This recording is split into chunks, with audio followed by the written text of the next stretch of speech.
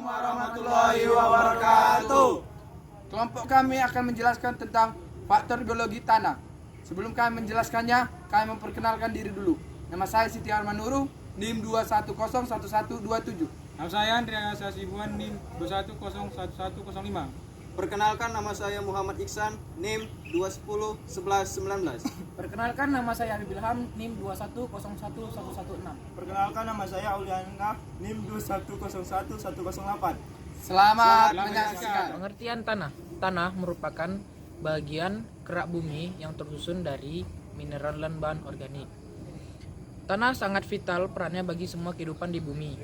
Karena tanah mendukung kehidupan tumbuhan dengan menjadikan unsur hara dan air sekaligus sebagai penopang akar.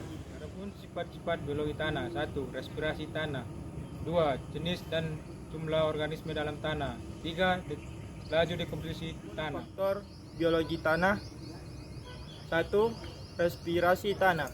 Respirasi tanah adalah proses evolusi CO2 dan dari tanah ke atmosfer, terutama dihasilkan oleh mikroorganisme, tanah, dan akar tanaman.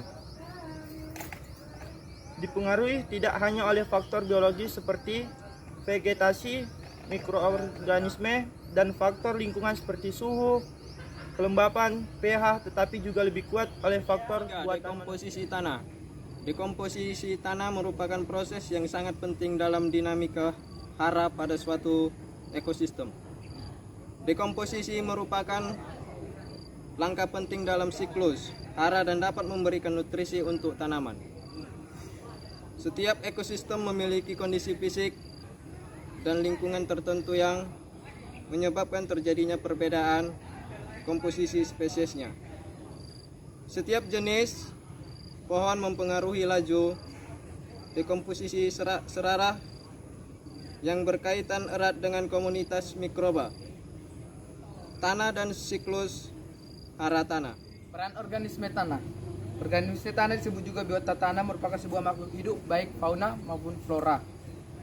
Seluruh atau sebagian dari fase hidupnya berada dalam sistem tanah. Pada umumnya, organisme tanah berada pada lapisan bagian atas, kurang lebih 10 cm di bawah permukaan bumi.